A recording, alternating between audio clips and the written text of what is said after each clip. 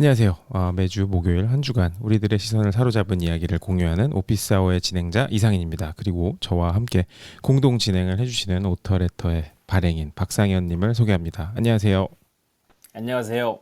네, 반갑습니다. 그리고 네, 그리고 그리고 이재희님. 저희 저는 그냥 박수 쳤는데요. 고정 멤버로 올라오셨습니다. 네, 반갑습니다. 반갑습니다. 반갑습니다. 또 그 이재희님께서는 사실상 그 고정 멤버로서 그 후반전에 항상 등장을 해주셨는데 오늘은 또 재미난 이야기를 또 준비를 해주셔가지고 저희 버짓 토픽스를 진행하면서 저번에 잠깐 언급했었던 콜로니얼 파이프라인 관련 사태에 대해서 또 반전이 하나 있었잖아요. 그 얘기를 오늘 또 준비를 해주셨습니다.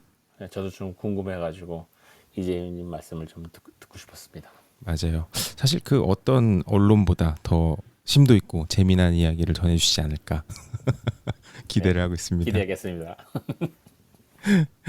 네. 그럼 저희 또 뭐 첫 번째 순서 버짓 토픽스부터 한번 들어가 보죠. 네, 네. 좋습니다. 중요한 소식이 있었죠.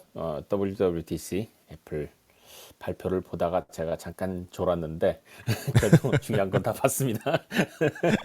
오늘도 계속 하고 네. 있는 것 같아요. 지금 3일째.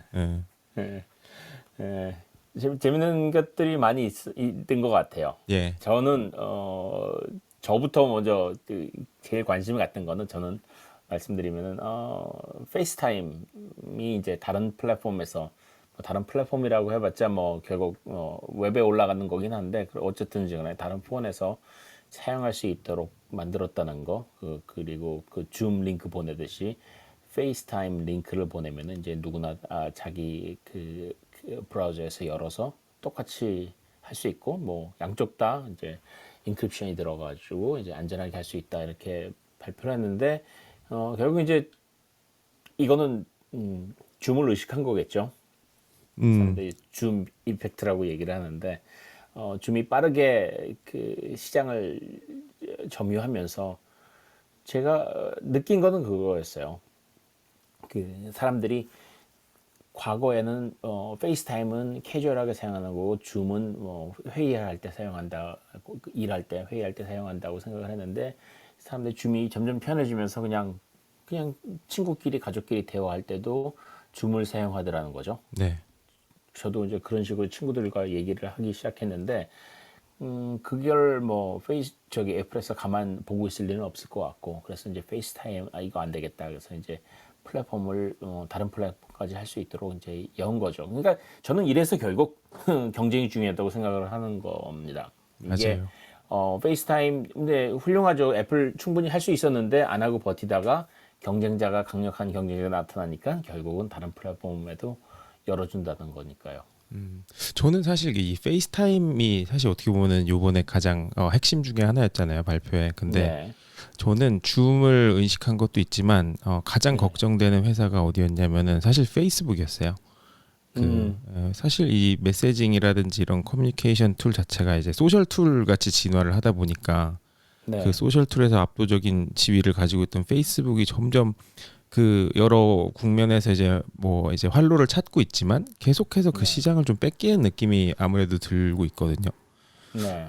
그래가지고 이런 페이스타임이 어떻게 보면 확대되면은 또 결론적으로 그 페이스북에서도 밀고 있는 그 메시징이라든지 DM 이런 것들이 좀 타격을 또 받지 않을까 이런 생각도 들더라고요. 네.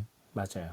그래서 계속 지금 뭐 전 맥에서 쓰다 보면은 그 페이스북 메신저 깔라고 계속 뜨는데 정말 데스퍼릿하고 나는 느낌을 받죠. 쉽지 않습니다. 네. 또 어떤 게 그 상희님 어떤 게 관심이 가셨어요? 저는 뭐 사실 여러 가지로 계속 발표되는 것을 이렇게 뭐 이제 주목을 하고 있긴 한데 사실 이번에 이제 언급이 많이 되긴 했지만 이번에 발표됐다라고 보긴 좀 어렵긴 한 피처긴 한데 그 애플 워치 OS에서 그 액세시빌리티 이제 접근성이 좀 강조된 이 컨트롤들을 많이 소개를 했어요 최근에.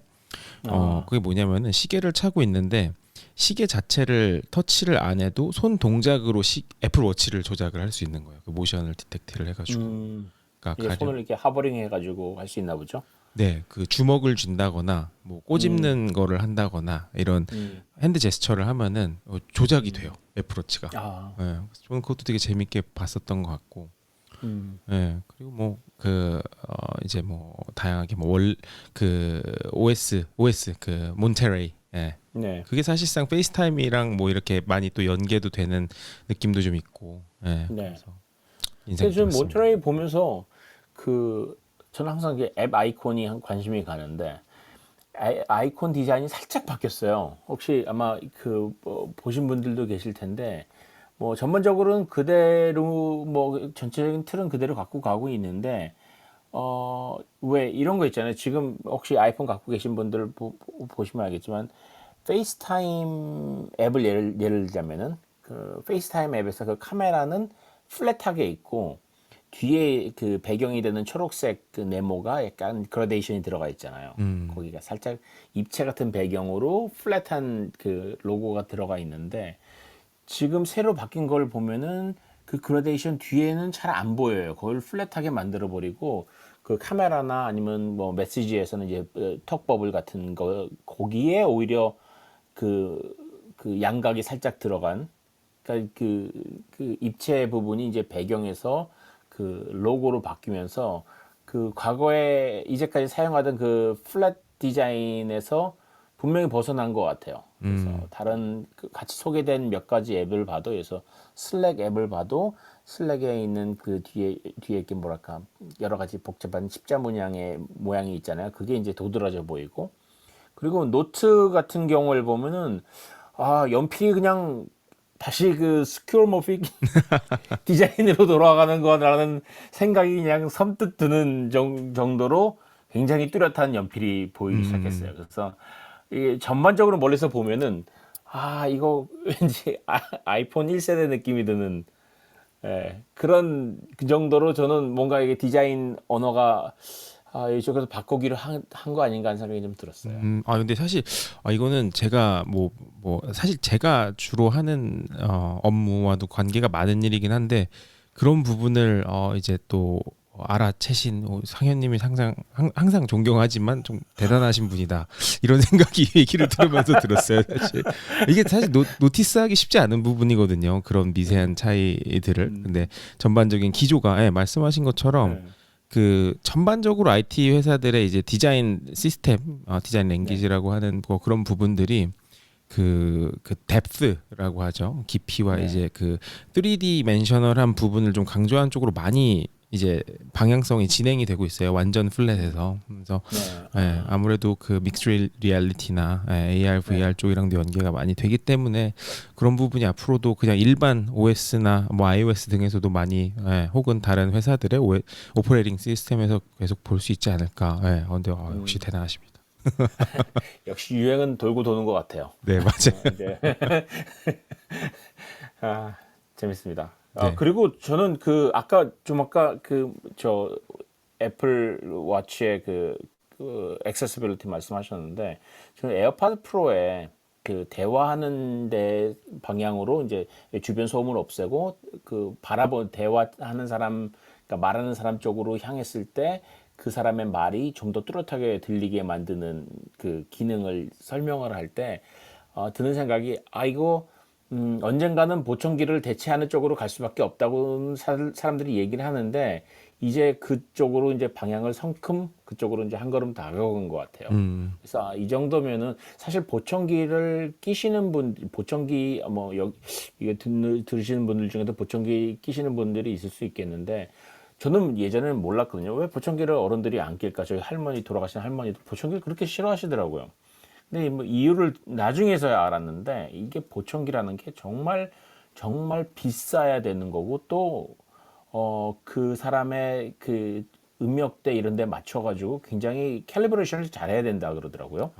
그러다 보니까 이게 비싸지는 건데 점점 그렇게 좋은 보청기가 아니면은 그렇게 시끄럽대요. 그리고 목소리가 전부 다 크게 들리면은 그냥 오히려 다 알아듣기 힘들어진다고 하더라고요.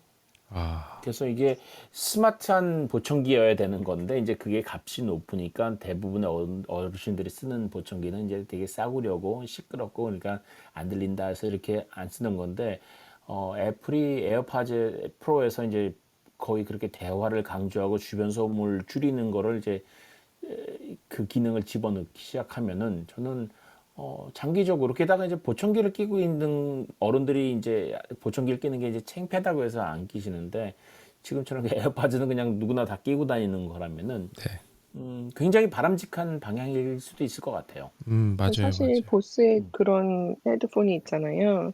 보스가 네, 원래 노이즈 캔슬링으로 유명하기도 하고, 말씀하신 대로 좀 약간 내가 벌써 보청기 낄 나이는 아닌데 이래서 쓰기 싫어하시는 분들도 그 노이즈 캔슬링을 해주면서 상대방 말하는 소리는 조금 더 앰플리파이 해주는 음, 음, 그게 아름아름 어른들한테는 지금 꽤 인기가 있다고 하더라고요. 아, 그래서 이제 그렇구나. 애플에서 그런 시장을 좀 더 본격적으로 공략하지 않을까. 그러니까 제가 듣기로 지금 추세면, 그러니까 지금 음, 젊은 세대들 있잖아요. 한 네, 고등학생들. 네, 이 네, 사람들은 워낙 헤드폰, 이어폰 많이 쓰기 때문에 그렇죠. 60대에 이미 3분의 1은 히어링 에이드가 필요할 거라고 하더라고요.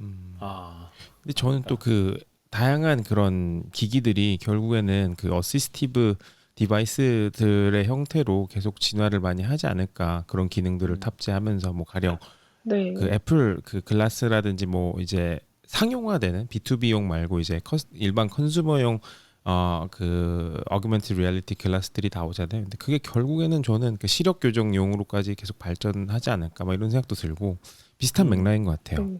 저는 맞아요. 그래서 유니버설 디자인이 점점 더 중요해질 거라고 생각하는 게 이게 어느 날 갑자기 클리프처럼 딱 떨어져서 그런 게 필요해지는 게 아니라 점점 그게 점진적으로 필요해지는 거라서 네. 그 유니버설 디자인을 함으로써 그냥 처음에는 뭐 노이즈 캔슬링을 위해서 쓰지만 점점 갈수록 히어링 에이드로 쓰는 비중이 높아지는 그걸 자연스럽게 다 커버할 수 있는 그런 유니버설 디자인이 되게 중요해질 거 점점 더 중요해질 것 같아요. 네. 맞습니다. 맞습니다. 그렇죠. 네. 그렇게 장애 어떤 면에서는 그렇게 얘기를 하더라고요. 장애라는 게 실제로 몸이 불편해서 장애라기보다도 거기에 맞춰서 사회가 변하지 않기 때문에 생기는 장애라는 거죠. 그래서 만들어진 장애지 많은 부분에서 그래서 뭐 에스컬레이터하고 엘리베이터가 많이 있는 세상에서는 사람들이 이렇게 어렵지 않게 돌아다닐 수 있는데 어느 순간 그게 이제 고장이 나거나 그게 미비가 되어 있는 지역에서는 갑자기 모든 사람의 걸음 속도가 이제 갑자기 차이가 나고 이동성이 떨어지는 사람하고 이동성이 떨어지지 않는 사람이 차이가 나기 때문에 거기서 이제 환경 때문에 장애가 생긴다는 거죠. 그래서 유니버설 디자인이 저는 전형적으로 그런 케이스라고 생각을 합니다. 그게 없는 상황에서 불편해지는 것일 뿐인 거죠. 맞아요. 사실 이런 보완적인 그런 기능이라고 해야 되나? 사실 어떻게 보면은 이제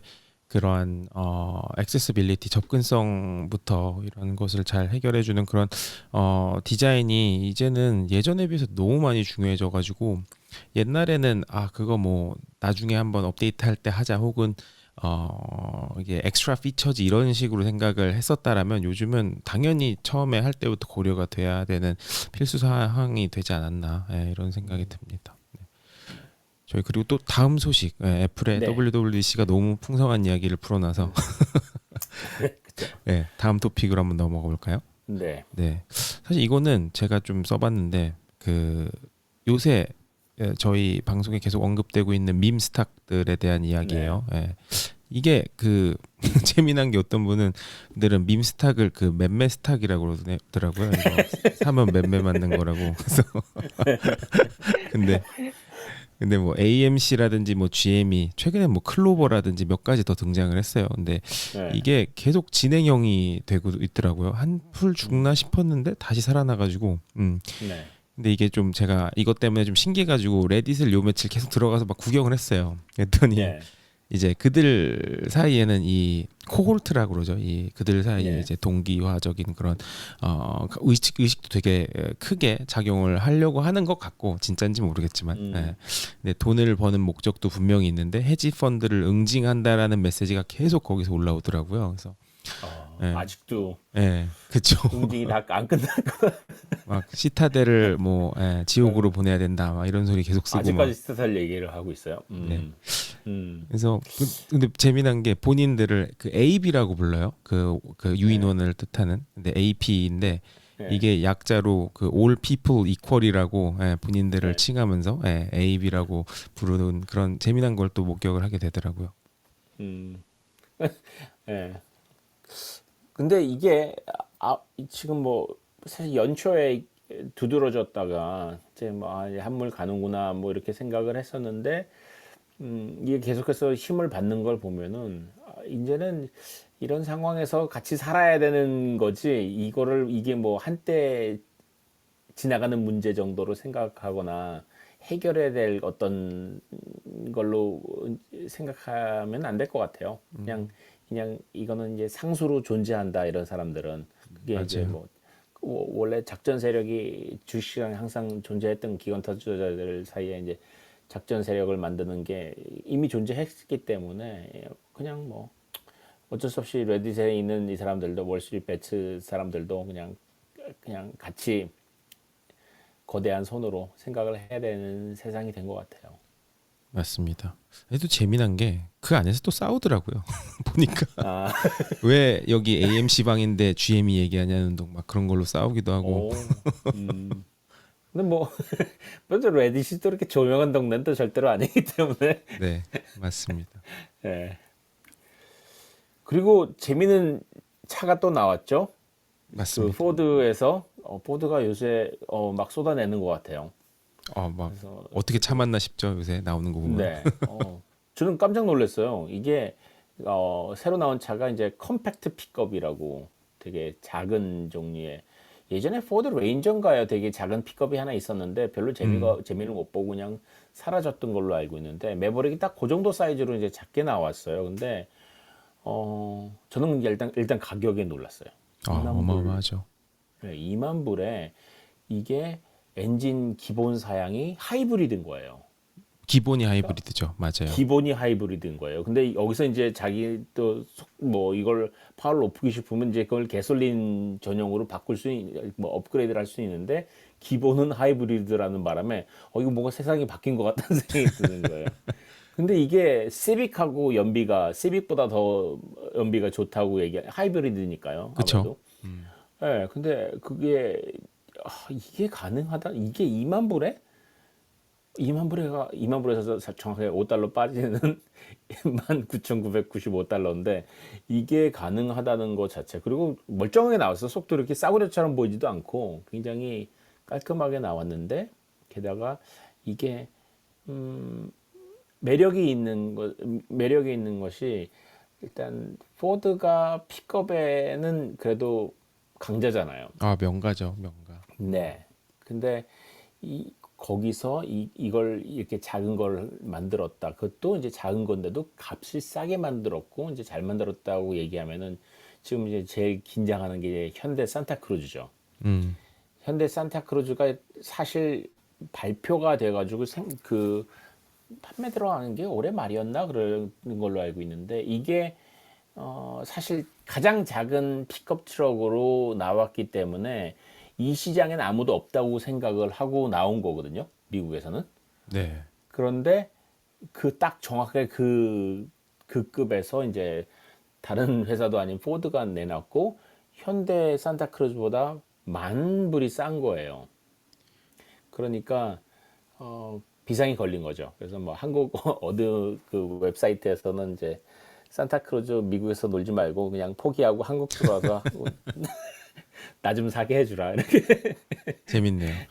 근데 예. 사실 포드를 보면은 진짜 저력이 있는 것 같아요. 그러니까 최근에 되게 오랜 시간 동안 이 회사는 대체 뭐 하고 있는 거지라는 생각을 하게끔 별일을 안 하다가 갑자기 이 좀 그 자동차 시장이 되게 판도가 변화하는 이 시점에서 갑자기 이렇게 치고 나오는 걸 보니까 뭐 네. 전기차면 전기차 아니면 기존 모델 라인업들도 마찬가지고 사실 뭐 브롱코 시리즈 맞아요. 네, 와. 브롱코 어마어마해요. F150도 네. 이 라이트닝도 어마어마한데 그거 제가 네. 잠깐 말씀드릴게요. F150 네. 라이트닝 스펙을 제가 페이스북엔 썼는데 네. 저희도 그 방송에서 F150 라이트닝에 대한 이야기를 했었잖아요. 근데 그때 네. 그 마일리지, 그 완충했을 때 최대 주행 네. 거리가 300마일 정도라고 발표가 났어요. 그래서 네. 사실 저는 300마일 그 발표를 보고 되게 시큰둥했거든요. 뭐 네. 지금 내년에 나오는 차 주제 300마일인데 이렇게 뭐 자랑스러워할 것이냐라고 생각을 했어요. 근데 네. 저는 이제 전기차를 이제 3년 가량 넘게 타고 있어서 이 전기차의 음. 그 어떻게 보면은 오너의 감에서 봤을 때 미국 기준이죠. 한 음. 450마일 정도는 이 돼야 이 개솔린 차에 비해서 타고 다닐 때 큰 불편, 그러니까 아예 불편을 못 느끼겠다라는 생각은 해요. 지금도 사실 320마일 정도 되는데 큰 불편이 없어요, 사실. 그리고 뭐 그렇죠. 다른 뭐 예를 들어서 제가 시애틀 사는데 오레곤에 있는 포틀랜드 정도 가는 게 아니면 사실 불편한 게 네. 없어요. 데일리 맞아요. 라이프에서는 뭐 끊길 일이 아예 없기 때문에 며칠을 타도. 음. 근데 음. 이제 장거리를 탈 일이 미국은 사실 워낙 그 스케일이 크니까. 근데 네. 미국 기준에서 한 450마일 되면 그것도 별로 걸림돌이 아니지 않을까라고 생각을 했는데 그 네. 300마일 그 표시가 뒤에 1000파운드를 싣고 300마일이었더라고요. 그래서 이걸 안 네. 실으면은 467마일인가 찍힌대요. 와. 완충했을 때. 그래서 음. 어마어마한 길이를 자랑하더라고요. 네. 이게 포드의 저력인 것 같아요. 맞습니다. 네. 뭐 디자인 뭐 갑자기 전기차에서 또 이거 하고 뭐 저는 모르겠어요. 저는 산타크루즈 디자인은 정말 마음에 들어요. 포드 매브릭하고 산타크루즈 오면 저는 산타크루즈 디자인이 마음에 드는데 이게 이제 어 포드 포드 입장에서는 자기 시장을 원래 갖고 있는 시장을 지키는 거고 산타크루즈 입장에서는 없는 시장을 만들어내야 되는 거기 때문에 이게 오르막 싸움하고 내리막 싸움의 그 대결이라서 쉽지는 않을 것 같긴 해요. 맞습니다. 맞습니다. 네. 이제 또 저희가 이번 주에 간략하게 준비한 버즈 토픽스 단신들은 여기까지고요. 또 저희 본 멤버죠 이제 사실상 네. 이재인님께서 저희랑 잠깐 얘기를 나누시다가 저희가 부탁을 좀 드렸어요. 그 콜로니얼 파이프라인 사태에 대해서 좀 딥다이브를 해주실 수 있겠냐. 근데 흔쾌히 응해주셔가지고 오늘 이야기를 좀 준비를 해주셨는데 혹시 이재인님 괜찮으시면 한번 소개를 부탁드립니다. 네, 사실 제가 너무 재밌어서 네. 이 얘기가 너무 재미가 있어서 네, 이렇게 자리 마련해 주셔서 너무 감사하고요. 일단 지난번에 상현님께서 이미 이 랜섬웨어에 대해서는 말씀해 주셨으니까 뭐 랜섬웨어에 걸려서 어떻게 됐다는 이제 지난번 방송을 들으시면 될 것 같고 한 달 전쯤에 말씀하시는 게 있어서 일단 랜섬을 지불했던 시점이 5월 7일이었는데 그때 네. 시가로 이제 400만 불이 좀 넘어서 우리나라 돈으로 아마 5억 좀 넘지 않았을까. 음. 55, 저 단위가 맨날 어려운데 100만 불이면 조인가요? 아니 100만 네, 불이면 그 네, 100만 불이면은 11억 정도? 10억인가요? 그죠? 네, 그럼 한 57억, 55억 네. 그 네, 정도 그 됐을 정도일 것 네. 것 같아요. 같아요. 네. 예, 그게 비트코인 개수로는 75개였는데요. 음. 이제 오늘 발표가 났는데 그 중에 상당 부분, 정확하게 얘기하면 75개 중에 63.7개를 정부에서 되찾아왔어요. 근데 음, 음. 되찾아왔다는 게 압류를 했고요. 네. 그 금액이 그 사이 비트코인 가격이 많이 내려서 금액으로 따지면 지금 이제 한 절반 정도밖에 안 되는데 절반 좀 안 되는데 사실 비트코인 개수로 실제로 보시면 이제 상당 부분을 회복했고요. 네. 뭐 뉴욕 타임즈라든가 거의 모든 언론에서 그 처음 발표는 4 밀리언 넘었는데 2.2 밀리언이야? 그럼 절반이네라고 했다가 이제 조금 더 모스트구나라고 대부분 찾아왔구나. 그래서 이제 아. 지금 음, 늦게 올라오는 뉴스에는 대부분 most of that이라고 이렇게 대부분이라고 표현을 하고 있어요. 네. 이게 랜섬웨어라고 하는 게 기본적으로 유괴해서 몸값을 달라고 하는 그 랜섬에서 온 말이고 이게 협박을 당해서 달라는 돈을 지불했던 거잖아요. 네. 이렇게 지불된 돈을 찾은 게 그러니까 랜섬웨어 이런 사이버 공격에 대해서 지불했던 걸 찾아온 게 미국 역사상 처음 있는 일이에요. 아, 음. 네, 미국 역사상 처음 있는 일이에요. 사실 미국이 그 전까지 뭐 사이버 워라고 하잖아요. 네. 사이버 네. 전쟁 거에서 이렇게 정부가 약간 실력을 과시하는 이런 일을 거의 하지 않았는데, 물론 이제 소문은 많이 있었잖아요. 뭐 무슨 이란의 핵 발전기에 들어가는 것도 뭐 이런 여러 가지 말은 많이 네, 있었는데, 그렇죠. 이렇게 공개적으로 아예 그 발표하신 분이 우리가 사실 닥사이드 그 랜섬웨어로 배포했던 닥사이드에게 약간 한 방 먹였다는 식의 표현을 썼을 정도로 음, 굉장히 강경하게 나왔고, 그 강경하게 나오면서 했던 주고자 하는 메시지는 우리가 앞으로 일어날 일에 대해서 좌시하지 않겠다. 너희가 이렇게 계속 랜섬웨어로 우리나라 기업들의 공격을 할 때 사실 이런 경우에 대부분 이 뒷단에 있는 건 오거나이즈드 네, 크라임이에요. 그러니까 기존의 해커들은 대부분이라고 하면 좀 그렇지만 특히 80년대, 뭐 90년대 초까지만 해도 개인이 재미로 그때 때로는 명예를 위해서 하는 그런 해커들이 많이 있었는데, 지금 이제 랜섬웨어 같은 걸 이제 배포하고 거기서 몸값을 받아내고 몸값을 협사하고 이런 집단들은 이제 대부분 뒤에 이제 조직화된 범죄 집단이랑 연결되어 있는 경우가 많거든요. 네. 그래서 이제 정부에서 더 이상 우리가 너희들의 이런 것을 좌시하지 않겠다라고 의지를 표명했다고 할 수 있죠. 그래서 약간 실제로 이런 그 압류를 해온 데에는 FBI 수사대가 큰 활약을 했고요.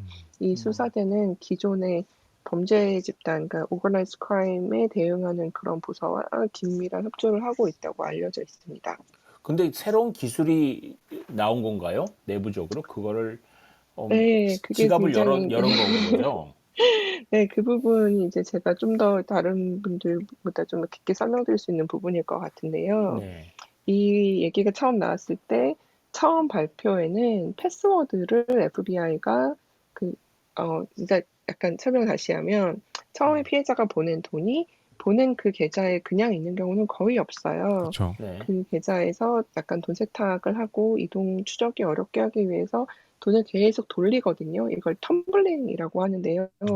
텍사스 같은 데 보면 이렇게 나뭇가지 되게 황야에서 동그랗게 두루루 굴러가는 거 텀블비드. 있잖아요. 네. 네, 약간 그런 네. 의미로 돈을 굴려요. 계속 네. 계좌들을 통과시켜가면서 계속 돈을 굴리는데, 그렇게 23개의 계좌를 거쳐서 이동해서 이제 한 일부는 다른 계좌에 있고, 이제 63.7 비트코인이 한 계좌에 있었는데, 그 아, 계좌의 비밀번호를 FBI가 알아냈다라는 그런 발표가 있었어요. 그렇죠. 언론 음, 보도가 있었는데, 이게 사실은 패스워드라는 게 좀 애매한 것이, 비트코인이나 다른 암호화폐 이제 가지고 계신 분들은 아시겠지만, 제가 거래소에 제 암호화폐를 맡겨놓은 상태일 경우 거래소 계정의 패스워드인지 그걸 알고 있으면 또 그 거래소에 있는 그 안에 있는 비트코인 말고 다른 암호화폐도 거래가 가능하니까, 네. 거래소에 가지고 있었던 계정에 대한 패스워드인지 네.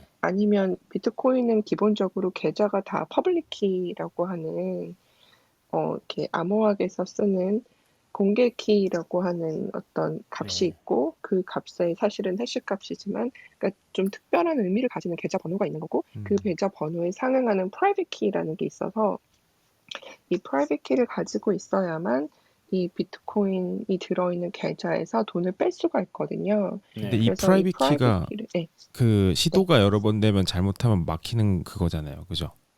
아니에요. 아, 이게 네, 그 그건 딴 부분이, 거예요. 네, 네. 그 부분이 되게 정말 재미있는 부분인데요. 보통 패스워드 몇 번 입력해서 더 이상 입력하시면 안 됩니다라고 막아주는 거는 그 패스워드를 실제로 비교하는 서버가 있는 거잖아요. 네. 네. 근데 프라이빗 키의 경우에는, 그러니까 특히 비트코인처럼 이렇게 디센트럴라이즈돼 있는 그런 구조에서는 사실은 너 몇 번 트라이 했네? 그러니까 이제 이 계정은 블락하겠어라고 할 주체가 없는 거죠. 그래서 음. 아, 거래소에 제가 패스워드를 계속 이렇게 뚫으려고 했으면 거래소에서 그 계정을 닫거나 임시로 요즘 잠시 닫거나 했을 텐데, 그런 게 아니었던 거예요. 그래서 아, 비밀번호를 거래소 계정에 대한 비밀번호를 뚫은 게 아니라 비트코인 계좌 그 특수한 공개 키에 매칭하는 그 상응하는 프라이빗 키를 가지고 있었던 거였어요. 음, 근데 이 프라이빗 키를 FBI가 어떻게 알아냈는지가 너무 궁금하잖아요. 네. 네. 왜냐면 암호 비트코인 계정이나 FBI가 네. 다 그거에 해당하는 프라이빗 키를 알아낼 수 있다고 하면 지금 FBI가 전 세계 어느 비트코인을 갖다 써도 사실 물론 법적으로 문제가 되겠지만 기술적으로는 가능하다는 얘기니까 네. 그 부분이 되게 좀 흥미로웠어요. 네. 그래서 이제 암호학하고 이제 보안하는 친구들끼리 이제 좀 모임이 있는데 네. 거기에서 저희가 이제 불꽃 수다를 떨기 시작했는데 네. 거기에서 이제 대부분 하는 얘기는 FBI가 그럴 기술을 가지고 있지 않고 네. 그럴 기술이 있다 하더라도 이 부분이 되게 재미있는 부분이었는데 정부 쪽 일을 했던 친구들은 그런 기술을 FBI가 실제로 있다면 FBI가 그 기술을 지금 이 정도 돈을 위해서 공개할 수가 없다는 거예요. 아, 왜냐하면 그런 아, 기술을 FBI가 갖고 갖고 있다는 걸 있다는 것 알게 되면 자체가, 네, 그쵸.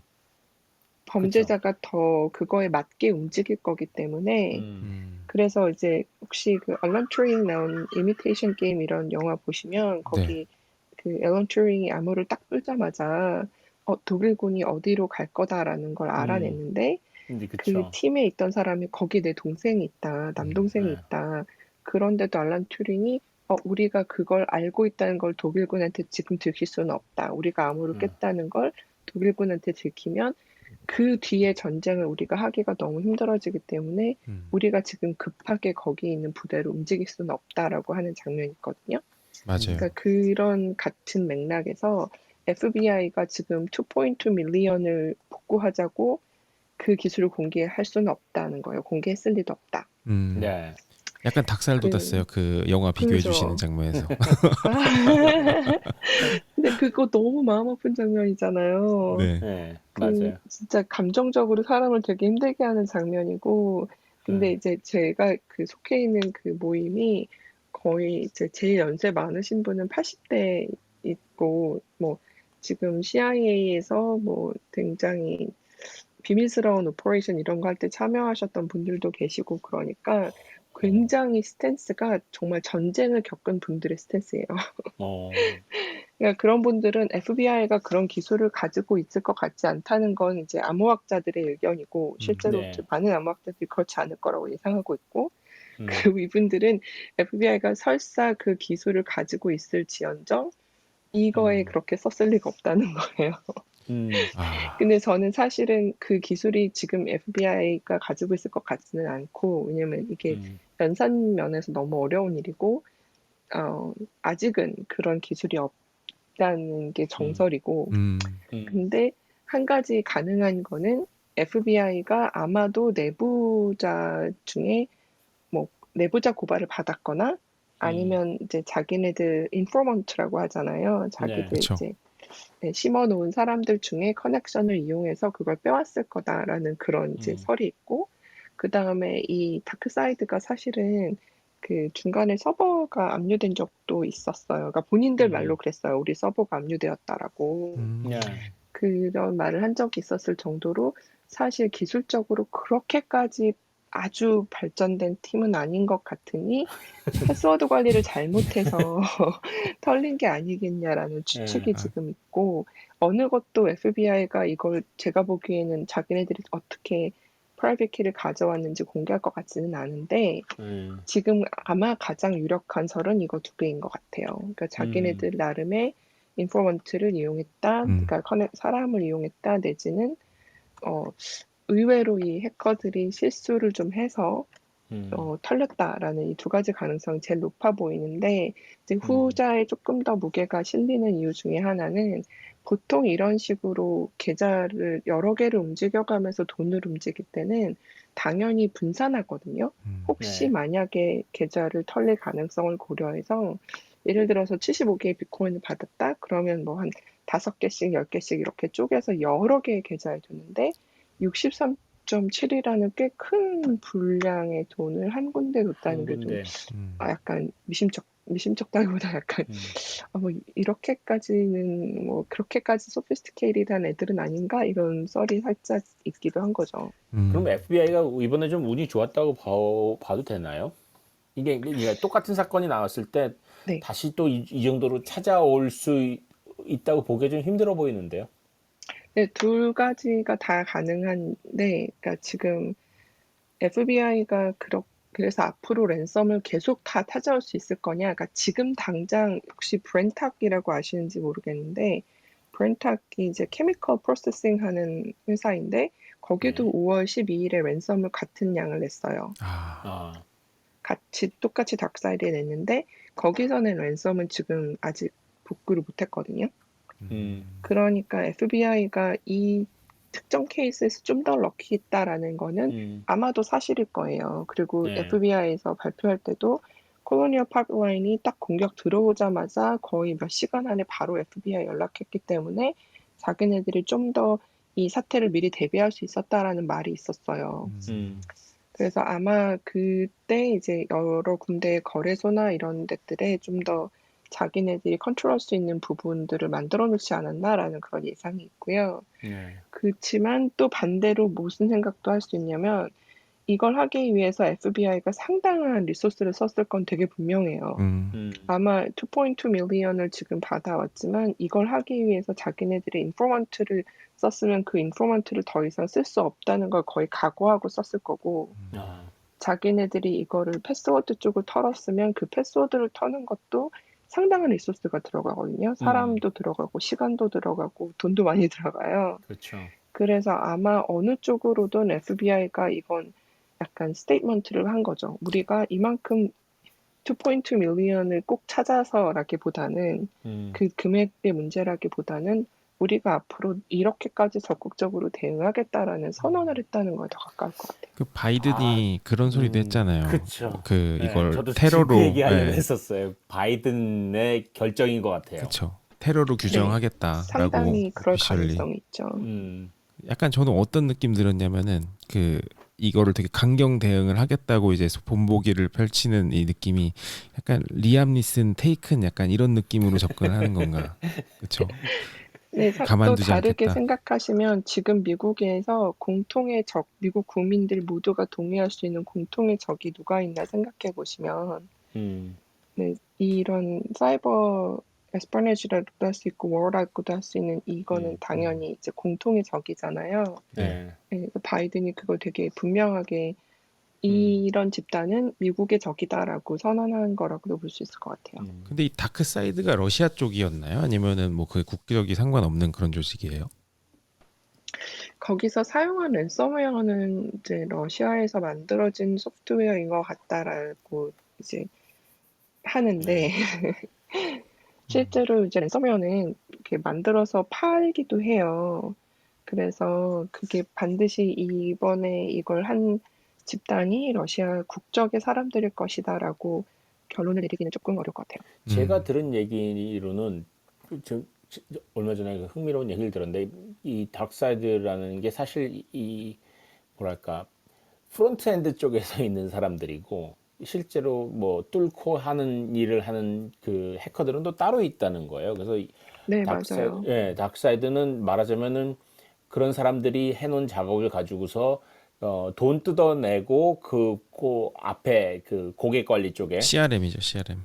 CRM을 하는 거죠, 말하자면. 그 부분에 대해 있어가지고 이 사람들은 꽤 PR도 잘 지금 되게 네, 좀 약간 놀랐는데 자기네가 원래 이, 이 파이프라인을 뚫을 이런 공공의 이건 굉장히 지금 바이든이 굉장히 화가 났잖아요. 이 문제 때문에 이거는 사실 좋은 맞아요. 건 아니라는 거죠. 이게 적당히 해야 되는데 뭐 갑자기 국가 기관 산업을 뭐 흔들어 버리는 식의 행동을 하는 거는 자기네들은 윤리적으로 저를 맞는 것 같지 않기 때문에 이거는 우리가 앞으로 이런 식으로 하지 않겠다는 또 얘기를 했다는 거예요. 그래서 이것도 무슨 또 양심을 찾고 있는 네. 그래서 하여튼 이 사람들이 좀 특이하더라고요. 자기네 그 일전 대외적인 이미지도 꽤 중요하게 생각하고 나름 그 범죄자 입장에서 범죄자 치고는 그래도 뭔가 이렇게 의리나 윤리를 좀 생각을 하고 있다는 신호도 좀 보내고 로빈후드인 척 그렇더라고요. 하잖아요, 좀 이상하게. 네, 예. 그렇죠. 이게 결국은 어느 단계에서는 지금 정치적인 이미지 싸움이고 이게 적당히 했어야 되는 건데 아차한 것 같아요. 이거 잘못 건드린 것 같다는 생각을 한 것 같아요. 이거 지금 그 채팅방에 올려주신 내용에 대해서 저도 음, 같은 얘기를 좀 했었는데요. 그 부분이 사실은, 그러니까 지금 압류 영장이라고 하나요? 그 음, 압류 영장이 그 미국 북가주 저 법원에서 나와서 그 북가주의 베이스를 가지고 있는 거래소에 있는 지갑을 압류한 것이 아니냐라는 지금 그런 추측을 한 사람의 트윗을 오픈 채방에 공유해 음, 주셨는데요. 그 이거 말고 그 법정 다큐멘트가 더 있는데 거기에 프라이빗 키라고 정확하게 명시가 되어 있어요. 그러니까 음, 저도 솔직히 그게 저의 첫 번째 예측이었거든요. 이걸 압류할 때는 프라이빗 키를 턴 게 아니라 정말 거의 당연히 월릿에 대한 혹은 월릿에 대한 패스워드를 아마 음, 털어왔겠지라고 하는 게 저도 첫 번째 음, 예측이었는데 음, 다른 법정 다큐멘트에 프라이빗 키라고 정확하게 기술이 되어 있어서 지금은 음, 프라이빗 키 쪽으로 좀 네, 이렇게 그런 것인가 보다라고 이제 관련 종사자들은 조금 더 움직인 것 같아요. 재밌네요. 그렇구나. 재밌습니다. 역시 이런 이게 깊이 있는 이야기 어디서도 들을 수 없는 것 같습니다. 역시 궁금한 게 이재희님. 많이 풀렸습니다. 감사합니다. 그리고 저희가 그 방금 이재희님이 살짝 언급을 해주셨는데 그 오피스 아워 채팅방을 개설을 했어요. 그 저번에 그 카카오 버전 크라죠. 예, 음을 테스팅 번개방을 잠깐 하면서 그 연동을 좀 테스트해 보느라 만들긴 했는데 그것도 거기서 바로 채팅할 수 있는 것도 아니라서 이제 그냥 카톡 오픈 채팅방을 저지간 만들었습니다. 그래서 거기서 이제 TJ님께서 말씀해 주셨는데 혹시라도 뭐 저희 채팅방에 들어와 주신 분들이라면 저희 얘기하는 동안 뭐 거기다 메시지 남겨주시면은 중간중간 반영할 수 있도록 한번 최대한 해볼게요. 네, 굉장히 이중 채널로 이야기를 나누면 더 재밌을 것 같습니다. 맞아요, 맞아요. 그러면 또 자, 2주의 추천 한번 넘어가 네, 볼까요? 상희님이 준비하신 이제 추천을 들어보겠습니다. 예. 사실 뭐 이번 주 추천으로 준비한 이야기는 제가 좋아하는 디자이너를 좀 소개해드리고 싶고 그분의 작업을 네, 소개해드리고 싶어서인데요. 뭐 그 이유는 이분이 사실 그 돌아가신 분이에요. 그래서 이제 작년에 돌아가셨는데 이제 이번 달로 이제 1주기가 돼서 사실 추천을 좀 네, 해드리고 싶은 그런 분이기도 하셔서 한번 이야기를 좀 준비를 해봤는데요. 전 세계적으로 가장 인상 깊게 이제 사람들 뇌리에 각인된 심볼의 종류에는 여러 가지가 있죠. 뭐 당연히 뭐 십자가라든지 뭐 맥도날드의 아치 그리고 나이키의 수시 모양 등을 보면 우리가 저거 뭐다 뭐 저 뭘까가 아니라 저건 뭐다라고 바로 알 수 있을 정도로 이제 엄청난 상징성을 지닌 이제 심볼들이잖아요. 그래서 네, 그만큼 이제 뭐 로고나 심볼이 지닌 상징의 힘은 참 대단한데 그 방금 언급드린 이 십자가나 맥도날드의 아치 그리고 나이키 로고에 버금가는 또 상징이 하나 있는데 오늘 이 상징을 만든 분의 이야기를 잠깐 그 이야기와 그 분의 작업 이야기를 잠깐 하고 싶은데 이 상징은 뭐냐면 그 뉴욕을 상징하는 이 제목에도 있죠. I love 뉴욕 이야기예요. 네, 네. 그래서 뭐 이 로고를 디자인하신 분의 이름은 밀튼 글레이저라고 하는 뭐 전설적인 디자이너예요. 뭐 살아 있을 때도 쭉 전설이었고 사실 이제 뭐 별이 네, 되신 분인데 뭐 하루 한 해 두 해 유명하신 분이 아니라 뭐 거의 한 40년 넘게 유명하셨던 분이라 사실 저희 쪽에서는 워낙 전설 같은 분이기도 한데 이분이 뭐 이제 I Love 뉴욕 외에도 여러 가지 역사적인 뭐 그래픽을 남겼어요. 뭐 대표적으로는 그 밥 딜런 최고의 그 앨범 커버로 추앙받는 이제 그 되게 무지개색 밥 딜런이 옆모습 쉐입을 딴 그 포스터가 있고 네, 우리가 좋아하는 뭐 DC 코믹스 로고라든지 그리고 요즘도 뭐 한국에서도 엄청 많이 팔리더라고요. 브루클린 브루어리 맥주 로고 네, 등 되게 많은 작업을 해오셨고 그 뉴욕의 쿠퍼 유니언이라는 학교를 졸업한 후에 그 레이놀드 루핀스나 에드워드 소렐 같이 다른 전설적인 디자인 그 당시에 뭐 기라성 같은 디자이너들과 함께 푸시핀 스튜디오를 1954년에 차리기도 했어요. 그래서 계속 작업을 막 쭉 이어오다가 1974년부터는 본인의 이름이 밀튼 글레이저를 건 밀튼 글레이저 INC를 차리고 돌아가시기 직전까지 정말 왕성하게 활동을 하셨어요. 그래서 돌아가시기 전까지 400여 개가 넘는 뭐 디자인과 일러스트 작업을 하셨었고 어떻게 보면은 그 정말 많은 작업 중에서도 이분을 어떻게 보면은 레전드 중에서도 넘사벽으로 만든 작업은 단연 I Love 뉴욕이죠. 그래서 이 작품의 배경을 잠깐 설명을 드리면은 1970년대 암울한 뉴욕의 상황과 되게 밀접한 연관을 가지고 있어요. 그 1970년대 하면은 되게 많은 영화가 있어요. 그 갱스터 무비죠. 그 뭐 갱스터 무비들이 이 당시 뉴욕을 배경으로 하고 있는데 정말 어떻게 보면은 정말 악명을 떨치던 뉴욕의 1970년대 60년대부터였었고 사실 이 당시에 정말 엄청나게 위험했던 치안이랑 이런 거는 사실 80년 90년을 넘어서 어떻게 보면 줄리안의 시장이 들어왔을 때 해결된 문제였어요. 네, 맞아요. 제가 예전에 읽은 기사 중에 하나는 70년대 뉴욕은 맨하탄에 지금 우리가 알고 있는 그 42번 뭐 이런데 그 핵심이잖아요. 네, 거기가 이제 완전히 우범지대였고, 맞아요. 심지어는 어떤 그 뉴요커가 썼는데 길을 가다가 70년대 시체가 빌딩에서 떨어지는 경우도 있다는 거예요. 갱단들이 죽여가지고 그냥 꼭 바닥에다 던지는 바람에 영화죠, 영화 완전. 네, 그런 정도로 지금 미국 뉴욕을 아는 사람들은 상상을 할 수 없을 정도로 그냥 암울한 도시였다고 하더라고요. 맞습니다. 사실 그 뭐 할렘 쪽은 요새는 제가 듣기로는 뭐 젊은이들한테 인기가 뭐 집값이 아직은 싸서 아직 상대적으로죠. 예, 맨하탄보다 싸서 할렘 쪽에 사는 젊은 사람들도 많아지고 사실 뭐 이스트 이제 그러니까 웨스트 쪽이죠. 그 콜롬비아 유니버시티라든지 이런 쪽이 있는 데는 상대적으로 되게 많이 개방되고 사실 뭐 맨하탄이랑 다를 바가 없어요. 그렇죠. 다운타운이랑. 근데 뭐 여전히 좀 브롱스 쪽으로 올라가는 할렘 되게 위험하긴 한데 그게 사실 이전에는 그 낮에도 그 동네 못 들어갔다 이거죠. 예. 그리고 맨하탄도 제가 2000년대 중반에 뉴욕을 처음 갔을 때만 해도 이제 학교에서 이런 배포하는 맵 같은 게 있었어요. 이런 뭐 어디 우범지대다 했는데 딱 펼쳤는데 말씀하신 것처럼 뭐 다 빨간색인 거예요. 웬만한 가지 말라는 건가? 2000년대 중반이었는데. 네, 그래서 좀 그랬었죠. 근데 이제 1970년대가 좀 악명이 아주 자자했었고 실제로 그 Council for Public Safety라는 곳에서 뉴욕을 방문할 때 유의할 그 안전 지침 등을 담은 Welcome to the Fear City라는 팜플렛을 만들어서 배포를 할 정도였어요. 참 엄청났죠.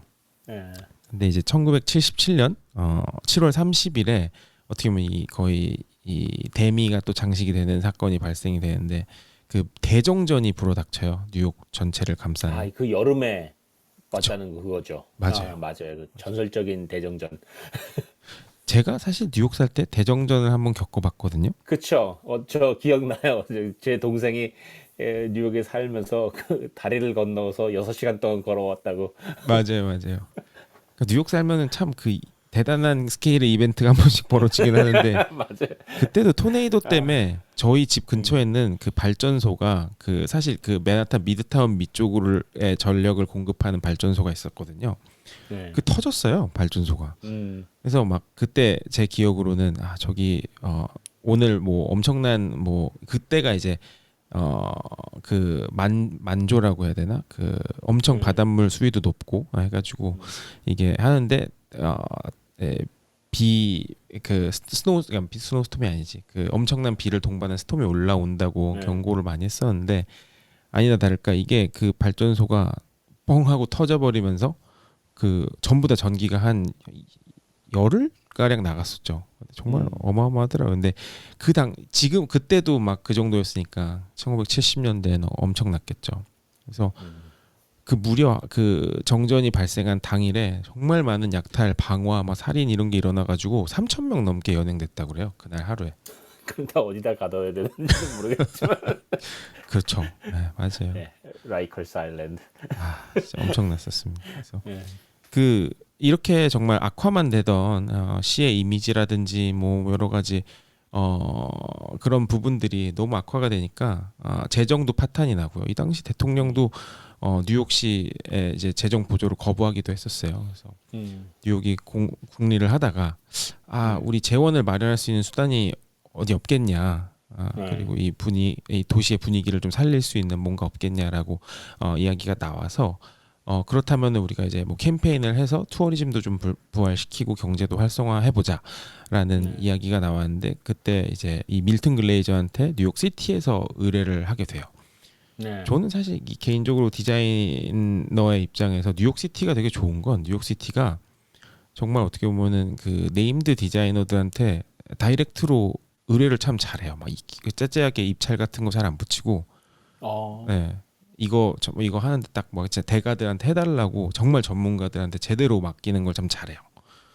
네, 그것도 어떻게 보면 이것도 그 중에 하나인데, 그래서 밀튼 글레이저가 이제 뭐 알았다고 하고 작업을 하는데 이 첫 번째 작업물이 어느 정도 시랑 합의된 작업물이 다 이제 어느 정도 완결이 돼가던 상황에서 이제 최종 결제를 앞두고 밀튼 글레이저가 미안한데 이걸로 안 했으면 좋겠다 이런 드립을 날리게 됩니다.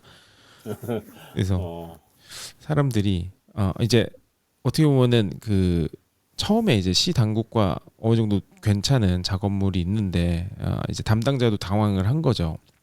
이게 왜 이거를 지금 빠꾸하냐 막 그랬었는데 밀튼 글레이저가 그 I Love 뉴욕 최초 스케치를 보여주면서 이걸로 가야 된다. 무조건 이거다. 막 엄청 설득을 한 거예요. 근데 그거를 또 당국이 자기네들의 주장을 막 그 관철시키지 않고 원점으로 돌려줘요. 그래서 이렇게 자리를 잡게 된 I Love 뉴욕 로고인데요. 제가 바라볼 때 이 로고 이 심볼이 참 대단하다고 느끼는 점은 그 사람들의 마음을 움직이기 위해서 좀 어떻게 보면 정제된 접근보다는 그 역동적인 접근이 필요하거든요. 근데 너무 완벽한 이미지를 갖고 있는 게 아니라 그쵸. 네. 이 중간에 하트, 그러니까 네. 그냥 뭐 단어로 그 알파베틱 그 단어로 쓴 게 아니라 심볼로 이 하트 정말 유니버설 랭귀지죠. 이게 들어갔는데 이게 저는 동사로 들어갔어요. 그렇죠. 그러니까 정체돼 있는 이 명사적인 접근이 아니라 동사적인 접근으로 이 비주얼이 탁 들어가요. 그래서 나라는 주체와 뉴욕이라는 도시 그리고 이 둘을 이어주는 감정적인 동사, 이 사랑하다, I love 사랑하다라는 이게 엮어진 어떻게 보면은 비주얼 리터러시가 탄생을 한 거예요. 그래서 1977년에 이 로고가 발표된 이후로 44년이 지났는데 뭐 지금까지도 뉴욕을 나타내는 심볼로 자리매김하고 있고 뭐 물론 이 상징 하나 때문에 이제 뉴욕 경제와 치안이 좋아진 건 아니에요. 뭐 당연히 많은 노력들이 있었지만 그래도 사람들의 도시에 대한 사랑과 어떻게 보면은 그러한 열망을 하나로 모을 수 있는 구심점 역할을 했다는 것에 이의를 제기한 사람은 아마 단 한 명도 없을 거예요. 제가 보기엔 사실 뭐 전 세계적으로 도시 하나에 이런 식의 브랜드가 들어가는 거, 이런 로고가 들어가는 건 이때가 처음이었죠. 뭐 지금 보면 뭐 서울도 뭐 그런 거 뭐 아이서울 이상한 거 있잖아요. 말하기 좀 그런데 아무튼 네 그리고 뭐 암스테르담 그나마 좀 잘한 게 뭐 I 암스테르담 해가지고 그쵸. 이제 뭐 이런 몇 가지가 있지만 그건 전부 다 그걸 모든 도시의 그런 브랜드를 볼 때마다 저거는 I love 뉴욕의 어디 버전 이라고 생각을 하게 되잖아요. 그 정도로 사실 I love 뉴욕이라는 것 자체가 그냥 제일 처음 한 그 이게 원조고 나머지는 그냥 다 그걸 배워서 이제 뭐 버전을 자기네 버전으로 만드는 정도로 그 정도로 저는 이거는 그 차원이 넘는 행동이었던 것 같아요. 그거를 그렇게 만들겠다고 하는 것. 게다가 요새 또 어떻게 보면은 이 시 단위 아니면은 그보다 작은 이 지역 사회 단위에서도 그런 지역 브랜딩이 사실 되게 많이 이슈가 되고 있잖아요. 그래서 한국 같은 경우는 정말 그 뭐였죠? 어떤 분이 그런 어떻게 보면 짤방식으로 올려주신 포스팅을 봤는데 너무 웃기더라고요. 막 한국의 기괴한 몬스터들 막 대백과사전이라고 그 지역 막 브랜딩했는데 이상한 조형물 막 세운 거 있는데 정말 걸작들 많더라고요. 거기에 보면은 근데 참 그런 거 보면은 이 어떻게 하면은 이 사람들의 메시지를 전달할 수 있을지에 대한 사실 뭐 좀 어떻게 보면 좀 깊은 고찰이 없이 뭐 예를 들어서 고추 축제가 유명하면 정말 뭐 20m짜리 고추 달아놓고 약간 이런 접근은 사실 너무 1차원적이라는 거죠. 네, 맞아요. 저 궁금한 게 있는데 저는 학계에 있으니까 논문을 쓰면 굉장히 많이 듣는 비판 중에 하나가 아 이건 누구나 할 수 있는 생각이지 않냐라는 말을 아하. 듣는 일이 종종 있거든요. 네. 근데 이 디자인이 어떻게 보면 좀 되게 단순하고 제가 알기로 되게 금방 두 번째 디자인 금방 나왔다고 또 알고 있는데 그때 아무도 막 아니 기껏 맡겼는데 유명하다는 사람한테 음. 이렇게 간단한 거 들고 오다니 막 이런 반발 같은 거 없었나요? 그게 사실 그 디자인 쪽에서 참 나오는 명언 중에 하나가 뭐냐면은 그 디자인이라는 게 그러니까 작업물이 그러니까 I love 뉴욕이라는 걸 지금도 펜으로 쓰면은 사실 1초도 안 걸려요. 근데 그것을 연결하는 그런 거를 찾는 접점, 그러니까 올바른 컨텍스트에서 올바른 것을 찾아서 올바르게 익스큐션을 하는 것이 그 연결을 하는 접점을 찾는 게 어떻게 보면은 대단히 많은 트레이닝과 경험과 어떻게 보면 감각이 있어야지 가능한 거거든요. 사실 어떻게 보면은 이 뭐 몇 초 만에 그릴 수 있는 그 몇 초의 시간에 돈을 지불하는 게 아니라 이것을 연결하는 그런 부분에 또 돈을 지불하는 것이기도 하고 아까 말씀드린 이제 어떤 저희 업계에서는 이런 얘기가 나오냐면은 디자인이라는 게 그 설득의 미학이라는 거죠. 그러니까 무엇을 만드는 것보다 이 만든 좋은 디자인을 막상 이제 익스큐션에서 만드는 것보다 이것을 사람들이 사용하게끔 설득하는 것도 디자인의 과정이고 이것도 사실 되게 훨씬 어려운 부분이다. 예. 그 비슷한 예로 그 옛날에 시티 그룹에 그 CITI 중간에 이제 우산이 들어가 있잖아요. 우선 들어간 거. 예. 그것도 이제 제 은사님이신 이제 폴라시어 디자이너가 한 건데 그분 같은 경우는 그거를 식당에서 냅킨에다가 종이에 이제 연필로 스케치를 해서 탄생한 거거든요. 비슷한 거예요, 사실. 근데 이것을 어떻게 하면은 받아들이게끔 설득하느냐 또 디자인이다라고 저는 개인적으로 생각을 합니다. 그래서 아마 대단히 큰 반발과 뭐 그런 게 있었겠지만 그래도 결국에는 밀턴 글레이저니까 어느 정도 먹힌 것도 있을 거고. 네. 네, 그렇습니다. 저는 그 역시. 설득 과정에 대해서도 저는 기아의 페터 슈라이어인가요? 네네네. 그분이 했던 인터뷰가 오래전에 했던 인터뷰가 이제 기억이 나는 게 그분이 들어온 다음에 기아 자동차의 디자인이 다 바뀌었잖아요. 굉장히 맞아요. 지금처럼 멋있는 디자인으로 바뀌었는데 그때 어느 신문이랑 인터뷰를 하면서 사람들이 이제 뭐 BMW였죠? 이분이 계시던 데가 원래? 네네.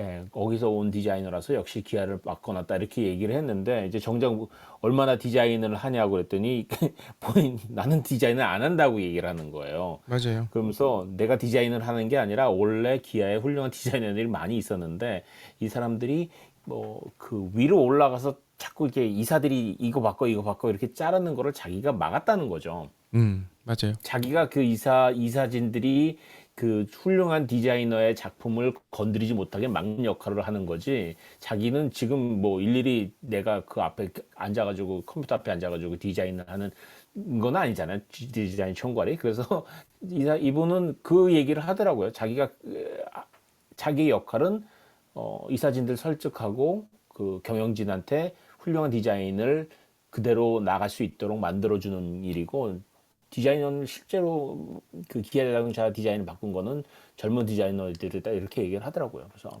역시 정확한 말씀이세요. 사실 그 이제 디렉터들의 역할은 그 이제 저는 이런 생각을 해요. 그러니까 주니어일수록 손으로 디자인하거든요. 근데 이 뒤로 이제 어떻게 보면 이제 뒷단으로 갈수록 어떻게 보면 이제 이그제큐티브로 올라갈수록 손으로 디자인하는 디자인은 없다고 보시면 돼요. 말씀하신 것처럼 어떻게 보면은 어떤 프로세스로 어떤 커뮤니케이션으로 어떤 최종적인 결정을 잘 내릴 수 있게 하느냐 이게 어떻게 보면 크리에이티브 디렉터의 중요한 덕목이라고 좀 생각을 저도 하거든요. 그래서 그 예전에 그 상현님이랑 잠깐 말씀을 나눈 부분이 있긴 한데 그게 뭐냐면은 이제 최종 결정권자에 네. 대한 이야기를 하셨었어요 예전에. 근데 네. 저는 그 부분도 되게 정말 공감이 갔던 게, 그러니까 최종 결정권자가 디자이너가 아닐 확률도 대단히 많거든요. 근데 이제 그 맞아요. 최종 결정권자라는 사람은 뭐 백그라운드는 뭐 엔지니어가 될 수도 있고 PM이 될 수도 있고 디자이너가 될 수도 있어요. 근데 이 최종 결정권자라는 사람이 결국에는 올바른 선택을 못 할 수도 있거든요. 근데 그러지 않기 위해서 디자이너들의 역할은 어떻게 보면은 그것을 잘 설득할 수 있는 그런 커뮤니케이션을 해야 되는 게 또 역할 중에 하나지 않을까 뭐 이런 생각도 들어요. 네, 맞습니다. 네, 그래서 이분이 이제 네. 돌아가시지 1년이 이제 되는 기점을 맞이해서 이번에 한번 소개해 드리고 싶었습니다. 네. 네, 감사합니다. 감사합니다. 네. 자, 그럼 저희 저희가 다음 순서 이슈 토크.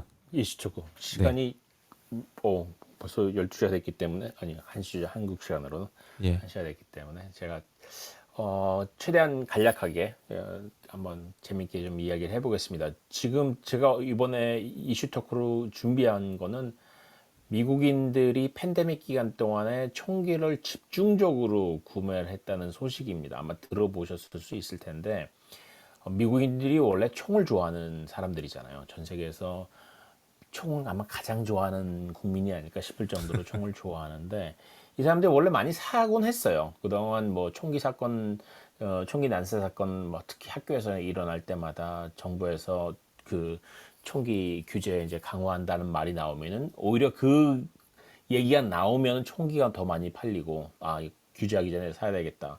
그렇게 해서 계속 올라가고 있었거든요. 근데 이제까지 판매가 신장된 거하고는 차원이 다를 정도로 지난 1년 동안에 2020년 한 해 동안에 엄청나게 많은 총기가 판매가 됐다는 거예요. 그래서 정말 그 총기 판매하는 그 제조사들은 엄청난 이득을 봤죠. 그래서 이렇게 어느 정도로 늘어났냐면 2016년만 해도 미국 가정의 32%가 그 총기를 가지고 있었는데 그게 5년 만에 2021년인 초가 되면은 현재 미국 가정의 39%가 총을 가지고 있다고 하거든요.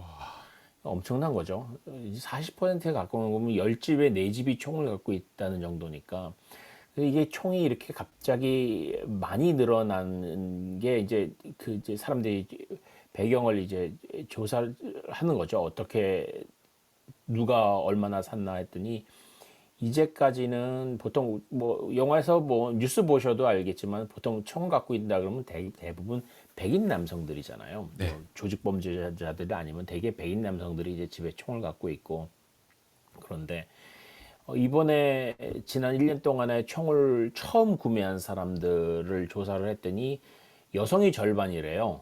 이제 그동안 남성에 치우쳐 있었는데 이제 절반은 여성이고 또 인종으로 보면은 5분의 1이 흑인이고 다른 5분의 1이 또 히스패닉이라는 거죠. 이게 민주화되고 있는 거예요. 말하자면 이게 굉장히 다양화되고 있고 총기 여러 민주화. 사람들이 총을 갖기 시작한 거죠. 이거는 그래서 이 정도까지 사람들이 이렇게 보편화되는 이유가 뭘까를 이제 좀 이제 생각을 해보게 되는데 오늘 흥미로운 뉴스가 났었어요. 오늘 뉴욕 타임즈 보신 분들 계실지 모르겠지만 미군의 그 군용 식량이라고 있어요. MR이라는 이름으로. 네. 제가 카투사 시절에도 지겹게 먹었던 건데 이게 밀 레디 투 이시라고 해가지고 왜 레디 투 잇 밀이 아니라 밀 레디 투 이시냐에 대해서는 여러 가지 얘기가 있지만 이게 군 분류 체계에 따라서 그냥 밀이라는 게 맨 앞에 와 있고 레디 투 잇이 이제 밀 중에서도 이제 레디 투 잇이 아닌 밀도 있으니까 그래서 그 MR이라는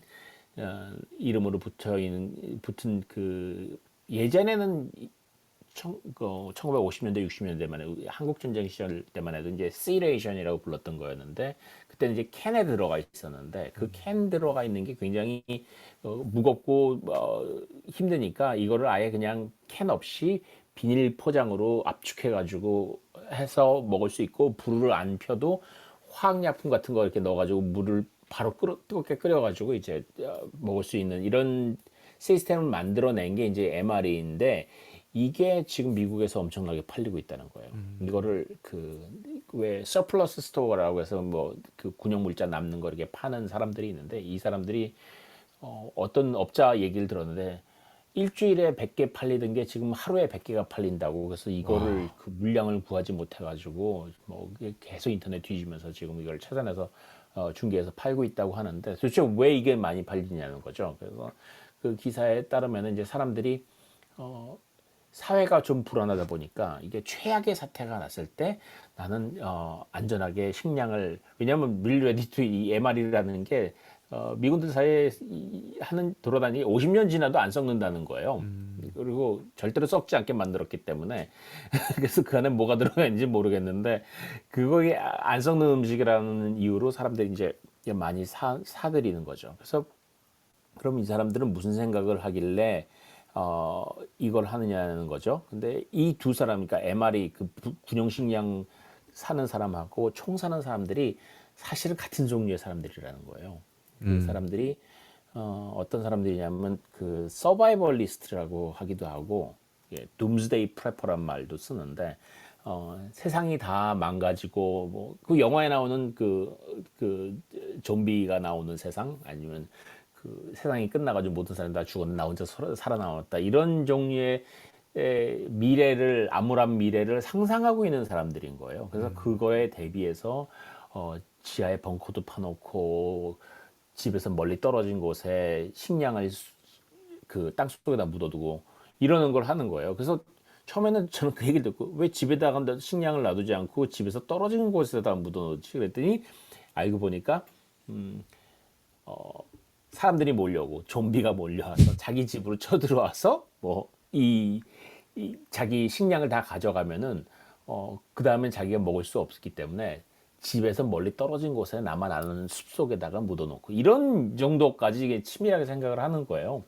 근데 이런 사람들의 저는 이 정도까지 되면은 약간 강박에 가까운 건데 이 사람들의 이 마인드가 팬데믹 동안에 이거 뭔가 이제까지 영화에서 봤던 그런 일이 일어나는 것 같아 라는 생각이 들어갔다는 게 하나고, 또 하나는 팬데믹하고 동시에 이제 그 블랙 라이브즈 매터 그 운동이 일어나면서 경찰하고 충돌을 했잖아요. 네. 그 과정에서 이제 뭐 도시가 막 불타기도 하고 그랬기 때문에 이런 일들이 이 사람들한테는 드디어 지구의 종말이 오나 보다는 그런 정리의 어떤 흥분감 내지는 긴장감을 심어줬다는 거예요. 그래서 그 인터뷰를 하는 걸 들어봤더니 NPR에서 그 총사는 최근에 총산 어느 여성분하고 얘기를 했는데 이 사람의 얘기가 딱 그거예요.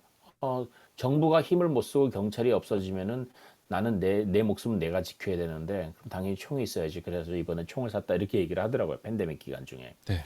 이렇게 생각하는 여성분들이나 이렇게 생각하는 특히 이제 흑인들 중에서는 이제 경찰이 나를 이런 식으로 함부로 막 죽이는구나. 그럼 나는 나를 지키기 위해서 총을 사야 되겠다. 이런 생각을 한다는 거죠. 그러니까 국가가 나를 지켜주지 못하고 세상에 망가지는 그 순간에 대해서 영화에 굉장히 익숙한 사람들이 서바이벌리스트인데 이 사람들이 그 생각을 하면서 총을 본격적으로 구매를 하기 시작했다는 거죠. 근데 문제가 여기 어떤 문제가 있냐면 제가 나중에 한번 그 단톡방이나 이런 데다 올려드릴 텐데 총기 구매가 늘어나는 거하고 미국에서 이제 그 총기 난사 사건은 거의 매일 일어나거든요. 그런데 그 총기 난사 사건이 일어나는 거하고 총기 구매가 늘어나는 그 그래프가 거의 일치를 해요. 그러니까 총기 구매가 늘어나면은 총기 사건, 난사 사건도 똑같이 증가를 한다는 거죠. 그러니까 지금 긴장을 하는 대목이 이건 거예요.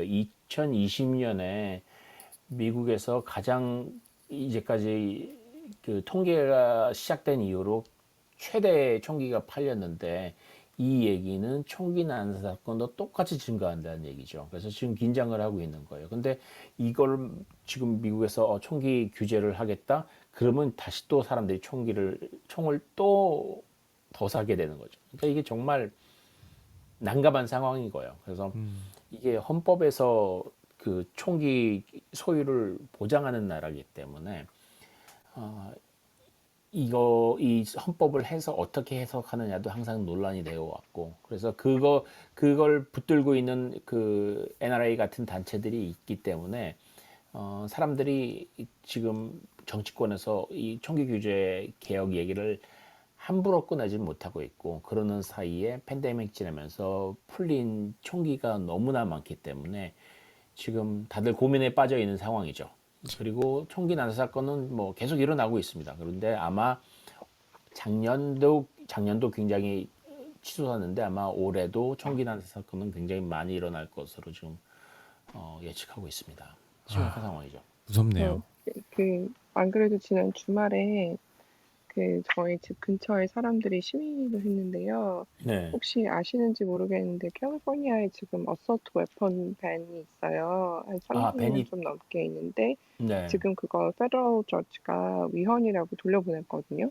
음, 네, 그 아 위헌이라고 한 그 선언문이 저를 진짜 화나게 했는데 이유가 뭔가요? 거기에 그 AR-15이라고 샌디훅 네, 사건에서도 쓰였던 네, 어서트 라이플을 네. perfectly fine rifle for personal use라고 해놓은 거예요. 제가 엄청나네요. 진짜 정말 피가 엄청나네. 거꾸로 섰는데 근데 그거에 이제 반대하는 특히 이제 Moms Against Guns라는 그런 사람들이 네, 있어요. 그래서 네, 그분들이 시위를 이제 당연히 평화로운 시위였는데 그분들이 되게 조그만 상자를 100개씩 이렇게 주머니나 이런 이렇게 조그만 외건 같은 데 넣어서 끌고 가시는 거예요. 그게 네, 뭐냐면 2019년에 지금 아직 2020년 통계는 없는데 2019년에 하루에 100명 이상이 총기 사고로 죽었다는 거예요. 그중에 상당수가 또 자살이에요.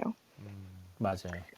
근데 그거 아니더라도 이미 많이 네, 죽는데 네, 어서트 웨폰 밴까지 그렇게 무효화해야 된다는 게 저는 너무 믿을 수가 없고 네, 사람들한테 물어보면 사람들 잘 모르는데 아이들이 있는 집에서 그렇게 총기 잘 다루지도 못하는 사람들이 네, 어, 그렇게 집에다 두면 아이들이 사고로 죽는 일이 굉장히 많아요. 그렇죠. 그리고 심지어 아이들이 사고로 죽이는 일도 되게 많아요. 음, 그게 기록으로 남아있는 게 지금 2016년 데이터인가? 네, 1,300명의 아이들이 미성년자가 총기 사고로 죽었는데 아이고, 그 네. 중에 3분의 1 이상이 자기 집에서 일어난 일이에요. 아이고. 맞아요. 제가 며칠 전에도 기사를 읽었는데, 3살짜리 아이인가가, 굉장히 어린 아이가 아빠 총을 만지다가 아빠를 쏜 거예요. 아빠는 뭐 살긴 살은 것 같은데 하여튼 머리를 맞아가지고, 근데 그런 어처구니 없는 일들이 일어나는데, 통계를 보니까 이제 사람들이 총을 살 땐 전부 다 내 목숨을 지키기 위해서라 그러는데 실제로 뭐 범죄학자들이 그 연구한 바에 따르면은 총기가 집에 있을 때 그 총이 사람을 쐈을 때 죽이든지 아니면 다치게 했든지 사람을 쐈을 때 그 사람이 그 가족이 그 대부분은 가족이고 자살이 60%라는 거죠. 그래서 맞아요. 네, 실제로 총기가 많은 그 농촌 지역에서 자살이 굉장히 흔하고 특히 그게 이제 청소년들이 사용하는 건데 이번에 그 멜컴 글래드웰이 쓴 책 혹시 읽어보셨으면은 아실 텐데 그 Talking to Strangers라는 책이 있잖아요. 그게 타인의 이해인가 뭐 타인 그런 식으로 제목이 번역이 돼서 나왔는데 거기서 되게 재밌는 얘기를 하는데 커플링이라는 얘기를 해요. 어떤 거냐면은 사람들이 흔히 자살을 하려는 사람들은 어, 뭐 어떤 방법이든지 찾아낸다. 우리나라에 뭐 젖신물에 코를 박고 뭐 이런 말이 있잖아요. 그렇죠. 자살을 하려고 마음을 먹은 사람은 무조건 자살한다는 생각이 미국에도 있는 모양이더라고요. 근데 그게 굉장히 잘못됐다는 거고 실제로 맞아요. 사람들이 자살을 할 수 있는 수단이 있어서 자살을 하는 거지 자살을 할 수 있는 수단이 없어지면은 자살을 안 한다는 거죠. 근데 그게 이제 말하자면 자살에 의도하고 자살 수단이 같이 있을 경우에 그게 가능한 거고 그게 그 커플링이 깨지면은 수단이 없네? 손쉬운 자살 수단이 없네? 그러면 사람들이 거기서 자살하지 말아야 되겠다라고 생각을 한다는 거죠. 그래서 총을 갖고 있다는 것 자체가 그래서 어떤 어떤 사람이 그런 얘기를 온라인에 쓴 걸 봤는데 내가 총을 갖고 있지 못하는 이유는 내가 언제 우울증에 빠질지 모르기 때문에 나는 총을 갖고 있지 않겠다 이렇게 쓰는 걸 봤어요. 근데 이게 사실은 정답이라는 거죠. 그 수단이 있기 때문에 맞아요. 자살을 한다는 경우가 대부분이라는. 생각해 그래서 보면은 제가 위험한 거죠. 네. 예전에 그러니까 한국에서도 이제 뭐 많은 대부분의 남성분들은 이제 군대를 갔다 오잖아요. 근데 네. 군대에서도 그렇게 훈련을 많이 받고 총기를 총기함에 보관하고 막 관리를 해도 총기 사고가 빈번히 나는데 맞아요. 미국의 일반 가정에 계신 분들은 사놓고 제대로 다룰 줄도 모르고 그냥 이게 장난감인지 뭐 장식품인지 그냥 갖다 놓으면 사실 구분도 잘 못하는 분들이 대부분일 거예요. 근데 네. 아까 말씀하신 것처럼 이게 그 어떻게 보면은 사람을 이제 뭐 의도가 있는 사람을 죽이는 용도로도 쓸 수가 있지만 그게 정말 어떻게 보면은 사고로 이어지기 너무 쉽고 어떻게 보면 개인이 소유할 수 있는 가장 이펙티브한 살상 도구잖아요. 이거보다 효과적인 살상 도구가 없는데 아예 풀리면 안 되는 그런 것들이 너무 만연하게 많이 풀리다 보니까 네. 문제가 계속 악순환이 되는 것 같아요. 총기 관련해서는. 미국에서 그러니까 각 나라마다 이건 정말 해결할 수 없는 문제라는 느낌이 있어. 우리나라 부동산 문제. 아무도 이거는 답이 나올 거라고 생각을 하지 않잖아요. 그런 식으로 미국에서 정말로 해결이 안 될 것 같은 문제 그러면 총기 문제인 것 같아요. 어떻게 해봐도 모르겠어요. 한 100년 지나면 모르겠는데 우리가 살아있는 동안에 총기 문제는 해결이 안 될 것 같아요. 무섭습니다. 네, 제가 준비한 얘기는 여기까지였습니다. 벌써 12시 1시 16분이 됐네요.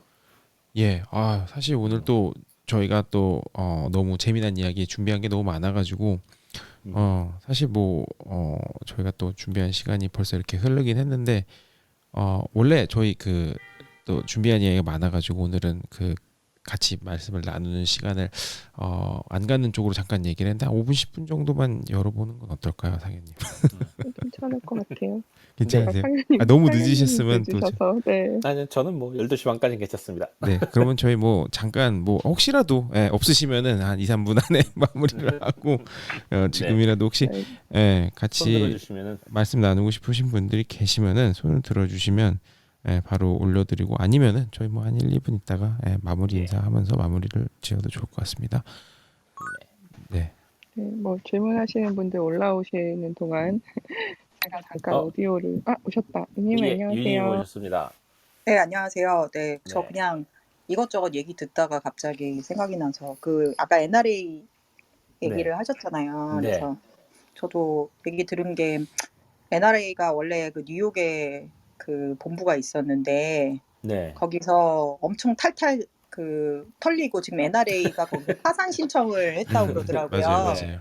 네, 그리고 약간 뭐라 그러지? 그러니까 무슨 내부 하여튼 간에 이제 그 이사 이런 사람들이 내부 이제 그 어떤 돈 같은 거를 그냥 막 써대고 자기 다 그래서 그렇게 파산 신청을 하고 또 뉴욕이 또 굉장히 이제 민주당 완전 아성에다가 네. 진보적인 성향이 있어서 사실은 뭐 트럼프도 엄청 지금 쫙대고 있고 그렇잖아요. 그 DA가 그쵸. 디스트릭트 오피스가 그래서 거기서 파산 신청을 한 다음에 텍사스로 그 헤드쿼터로 옮긴다는 얘기가 있어요. 네, 맞아요. 네, 그래서 근데 텍사스 연방 판사가 그런 식으로 편법으로 이동하는 거 안 된다고 판결을 내렸다는 얘기를 들은 것 같거든요, 제가. 그래요? 네, 그래가지고 그렇구나. 저 거기까지 못 이게 들었어요. 네, 그래서 저 좀 더 찾아봐야 될 텐데 그래서 지금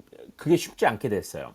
글로 오는 게 쉽지 않게 된 상황인데 제가 또 흥미로운 기사를 하나 읽었거든요. 그 영상을 좀 찾아봤으면 좋겠는데 그 페이스북에다가 좀 제가 공유를 해볼게요. 근데 무슨 얘기였냐면은 사실 그 NRA가 지금처럼 그렇게 총기 규제 반대 단체가 아니었잖아요. 원래는 그냥 그렇죠. 그 사냥이나 이런 스포츠 관련한 총기 뭐 이런 그걸 뭐 동호회 같은 단체였는데 그걸 굉장히 총기 규제 반대 단체 어떤 이익 단체는 몰아간 어떤 사람이 있었더라고요. 딱 한 사람이 전체적인 의견을 그쪽으로 모아가지고 말하자면 굉장히 극단적인 쪽으로 갔는데 사실 NRA 대부분의 그 회원들은 그쪽으로 가기를 원하지 않았다는 거예요. 그래서 음. 지금 현재에서도 전체적인 의견을 보면 60% 정도는 그런 그 총기 규제 반대 단체로 남아 있는 것보다 그냥 스포츠하고 사냥 같은 거 관련한 이런 훌륭한 단체로 옛날로 돌아가고 싶어 한다고 하더라고요. 그래서 잘은 모르겠지만은 아마 이런 그 NRA 내에서도 이런 극렬한 소수를 몰아내고 방향을 바꿀 수도 있을 것 같다는 얘기가 나오고 있어요. 재밌다. 그러면 좋겠네요. 그런데 사실은 대부분의 뭐 상하원 의원들, 뭐 민주당, 뭐 공화당 할 것 없이 사실 대부분 다 이제 NRA에서 로비 자금 안 받은 데가 별로 없잖아요. 그쵸. 그러니까 예, 이미 너무 정치화되어 버려가지고 맞아요. 예, 그 메커니즘이 그게 견고하게 그게 깨질 수가 있을까 이런 생각이 좀 들기도 그쵸. 하고 그렇습니다. 네. 잡아서 그 공급 유용한 사람들 저는 법으로 처리를 하고서 네. 원하면은 뭐 다른 단체를 만들어야 되겠죠. 제가 보기엔. 그렇죠. 네. 근데 예. NRA가 NRA 대신에 ARA를 만드든가 해가지고 아니면 그 전미 사냥 협회 뭐 이 정도로 그냥 그쵸. 아웃도어 협회 이 정도로 캐주얼하게 넘어가도 좋을 것 같습니다. 그렇죠. 이게 뭐 뭐지? 그 노조 있으면은 어용 노조 만들듯이 약간 그렇게 네. 해서 예. 네. 네. 아까 전에 왜 이제 맨 처음에 그 접근성 얘기도 하셨고 지금 네. 총기 얘기도 하셨고 그러면서 갑자기 그냥 제 개인적으로 생각한 게 제가 이제 아웃스탠딩에 이제 장애와 기술에 대해서 연재를 하고 있는데 첫 번째로 썼던 얘기가 이제 저희 딸이 쓰는 저희 네. 애가 휠체어를 타는데 그 수동 휠체어를 전동 휠체어로 바꿔주는 토도 드라이브라는 그런 상품이 있어요. 파워 네. 키트인데. 네. 그런데 그 파워 키트를 달고 나가지고 사실 그 고려대학교에서 그 파워 키트를 단 아이들의 실제 이동 거리들을 이렇게 저기를 해본 적이 있었거든요. 이렇게 네. 그 어세스먼트를 해본 적이 있었는데 30% 이상 뭐 증가하고 그리고 네. 사실 이 당연히 이제 혼자 나갈 수가 있게 되니까 외출을 더 하고 싶고 이런 종류의 이 어떤 뭐죠 이게 정서적인 그런 변화들이 있었었거든요. 네. 그러니까 이제 사실은 이동성이라는 게 그 기술이 있을 때에 당연히 이동성과 그 자유가 더 확산이 되는 것처럼 아까 네. 말씀하신 것처럼 총기가 손에 있으니까 그런 맞아요. 마음들이 더욱더 이제 그건 이제 완전 반대 방향으로 같은 그 메커니즘이 그 사람의 그 어떤 생각에서 작용하는 게 아닌가 하는 생각을 해봤습니다. 맞아요. 근데 유님 올라오신 김에 제가 한 가지 여쭤보고 싶었던 게 있었어요. 네. 예전에 그 페이스북에서 며칠 전에 본 사진이었는데 그 왜 공사장 가림막을 제가 페이스북 어느 친구분이 이제 그 사진 찍어 올리신 거예요. 가림막 네. 그림들을. 근데 거기에 무슨 장면이 나왔냐면은 이제 나름 다양한 그 인물들을 집어넣고 그 안에 이제 장애인이 들어가 있어요. 두 사람이 휠체어 타는 사람이 둘이 들어 있는데 네. 그 중에 한 그림에서 이제 여성이 앉아 있는데 뒤에서 어떤 남성이 그걸 밀어주고 있는 장면이었어요. 네네네. 여기 네, 한국에서 그 서울에 있는 거 말씀하시는 네, 거죠? 네, 맞아요. 예. 광화문. 네. 네. 근데 저는 그걸 딱 보는 순간에 굉장히 하고 낯설게 느껴졌는데 제가 그러고 보니까 미국에서 휠체어를 탄 이미지가 나왔을 때 뒤에서 사람이 밀어주는 거는 본 적이 거의 없는 것 같아요. 근데 아직도 한국에서는 휠체어를 타면 누군가 뒤에서 밀어줘야 돼. 물론 뒤에 손잡이는 있죠, 많은 경우에. 네. 그런데 저는 요즘에 들어와서 이제 미국에서는 사람들이 휠체어는 뒤에서 누가 도와줘야 된다는 개념이 이제 거의 없어지는 것 같거든요. 그러게요. 네. 아니 사실 저희 회사에도 휠체어 타신 네. 분들이 몇 분 계신데 네. 다 그냥 본인이 밀고 다니시 누가 밀어주거나 밀어달라고 하거나 이런 부분은 또 좀 없거든요. 예. 예. 그러니까 그거는 이제 그 도로 환경과 굉장히 큰 연관이 있어요. 네. 이제 미국의 경우에는 이제 뭐 도시에 따라서 다르긴 하겠지만은 한국처럼 이렇게 도보로 많이 돌아다니지를 않고 주로 이제 차로 돌아다니고 그리고 네. 이제 ADA 그러니까 아메리칸 디서빌리티스 액트 때문에 웬만한 그러니까 이제 자동차로 접근 가능한 곳도 이런 곳들에서는 다 이제 접근 경사로가 제대로 잘 되어 있잖아요. 네.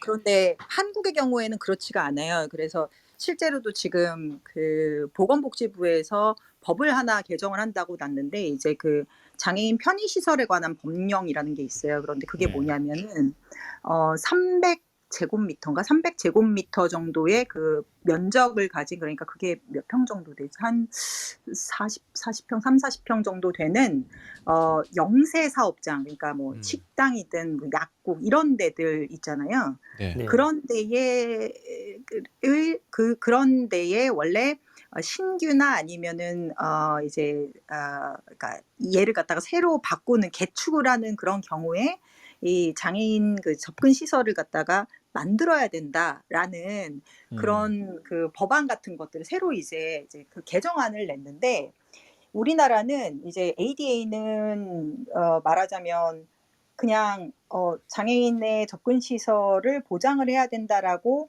규정을 해놓고서는 그냥 딱 놨어요. 그러니까 이제 그 거기에 미치지 못한 그런 시설들에 가가지고 이제 1990년대가 이제 뭐 2000년대 총과 뭐 변호사들이 엄청 붙어가지고는 다 고소하고서 그래가지고는 이제 이제 뭐 벌금 맞기 싫으니까 그 접근 시설을 다 그 갖추고 약간 이런 식으로 한 거예요. 그런데 한국은 그 장애인 그 편의증진법이 있는데 그 법의 시행령에 그런 소규모 사업장들은 면제를 해놓은 거예요. 또는 1980 몇 년도 이전에 지어진 건물들은 면제. 왜냐하면 소상공인을 보호하기 위해서.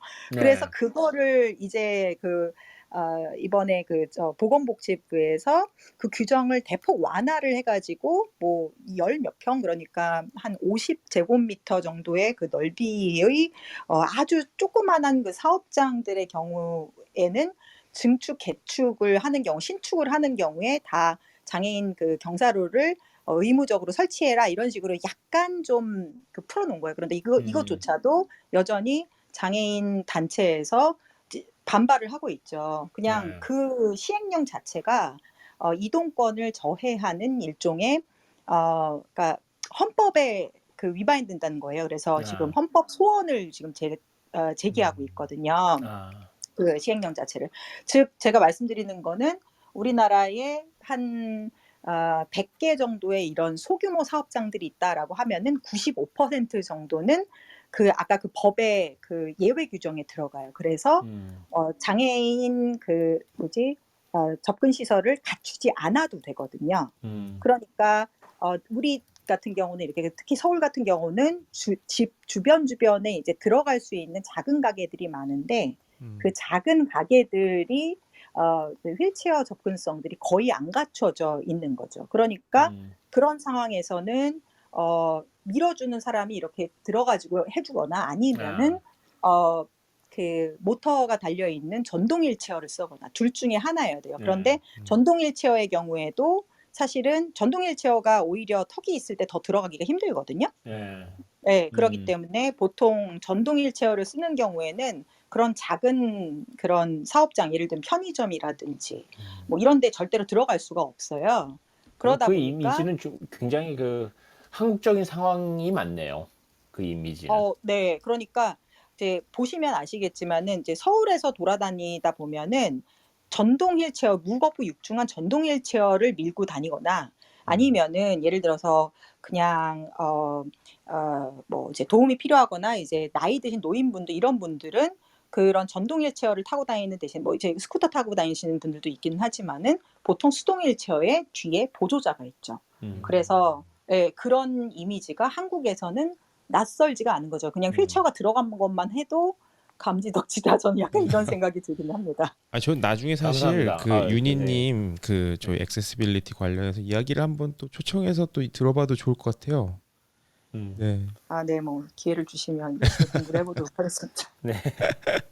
네, 알겠습니다. 좋습니다. 오늘 또 많은 이야기, 좋은 이야기로 또 가득 찬 1시간 반이었던 것 같습니다.